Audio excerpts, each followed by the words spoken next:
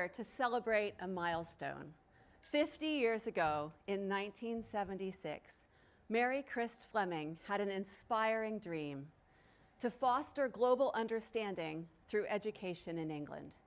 It was from that vision that this school, TEDxTASIS England, was born. Mrs. Fleming would have struggled to predict how profoundly the world would change over the coming half-century. She was living in a world where most televisions were black and white, where phones were fixed to walls, and where people were navigating using paper maps. Calculators were just beginning to replace slide rules, and early computers were starting to appear in banks and government buildings. In 1976, many people predicted that the future would have robots and flying cars and life in space, but few would have imagined social media and the internet and artificial intelligence. Yet despite all of the change that took place over the coming half-century, Mrs. Fleming's legacy lives on today. In my daughter Maddie and thousands of other students who've attended this school, and in all of us who are part of this community today. Like Mrs. Fleming, we struggle to imagine the world in 50 years. There is so much we don't know. We can expect that technology and AI will be part of our future, but what that actually looks like is really unclear, and it's not without risk. AI is really powerful, but it isn't always right. It can invent facts, and it can amplify human bias.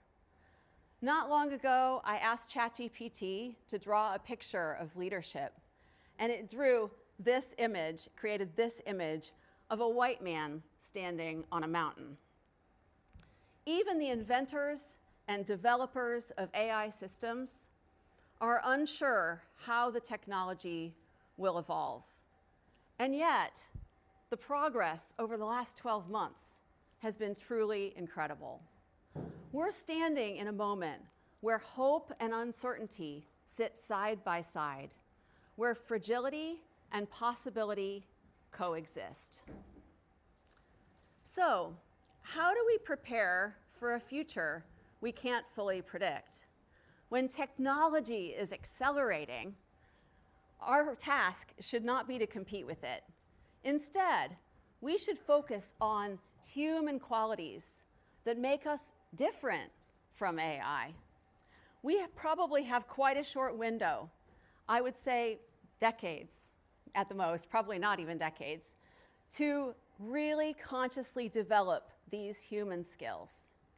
And so it is really important that we do. It needs to be our priority, because the future doesn't belong to those who know the most facts. It belongs to those who can question, connect, adapt, and care. Let me share just a few skills with you that I think really matter. First of all, flexibility. In 1976, when people left school, graduates could expect typically to have a single career, a predictable path, and a reasonably stable world. Our graduates today, in contrast, face complete ambiguity. They're expecting to have multiple careers, and they will have to reinvent themselves time and time again. AI can optimize human systems, but it cannot truly adapt with wisdom, courage, and self-awareness. Flexibility that we need as humans isn't just about coping with change. It is about truly staying agile and resilient when the ground is shifting beneath us. This is a human skill, and it is a skill that schools must nurture, not just through curriculum, but through mindset.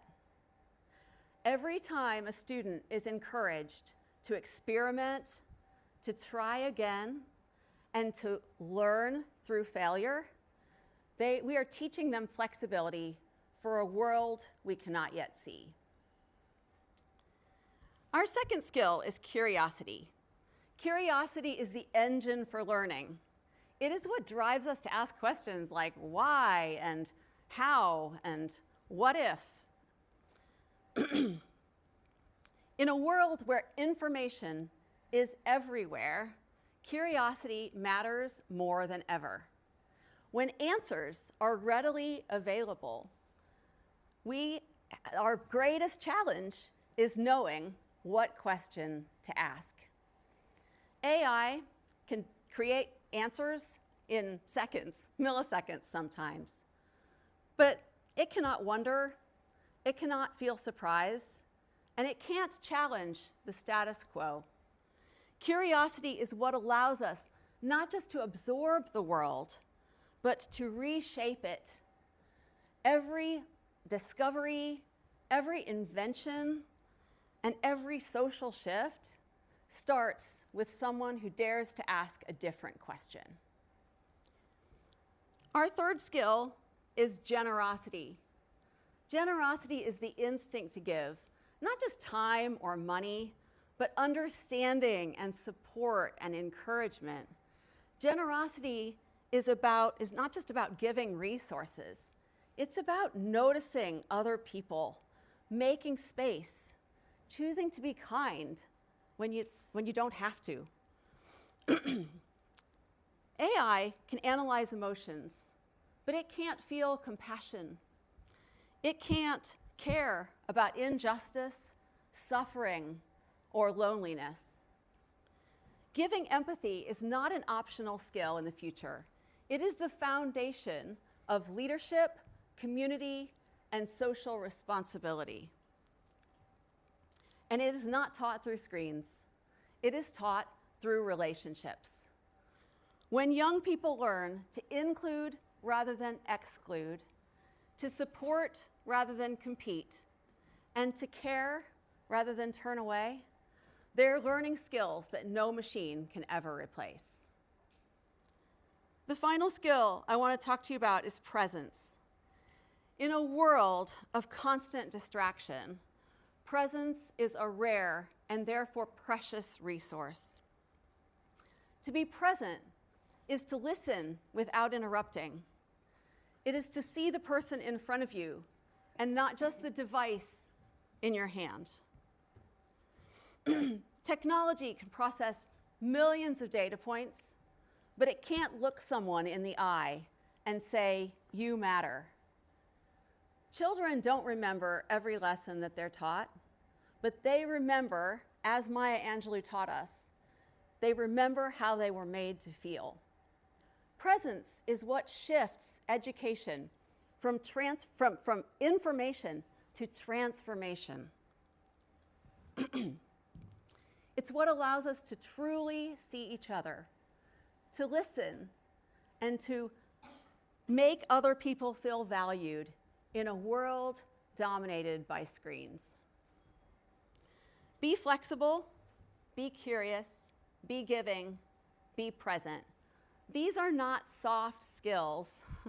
These are survival skills for the future, and they're not skills that algorithms can ever replicate.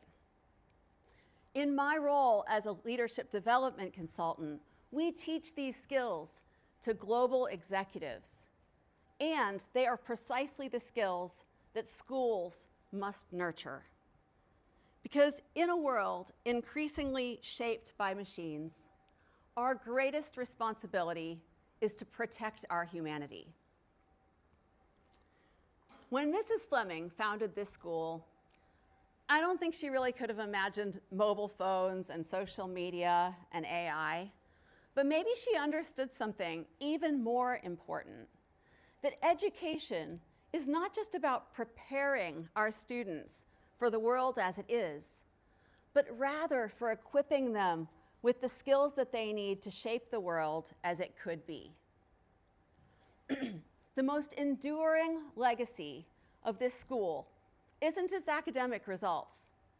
It is the human qualities that this school nurtures year after year, generation after generation. Mrs. Fleming left a legacy that still inspires us today, 50 years on. But that legacy wasn't buildings or systems or technology. It was people, children and young people, who have learned to think and connect and question and understand the world beyond themselves. So perhaps the most important question for us as we think about the 50 years to come is not what will the future look like, but rather, what kind of legacy do we want to leave? Because it's up to us. We are not passengers. We are participants. We cannot predict the next 50 years, but we can decide the type of people that we want to shape them. If this school and others like it continue to build human qualities like presence and like flexibility, like curiosity and giving, then the future will not be something that happens to our children. It will be something that they create. Thank you.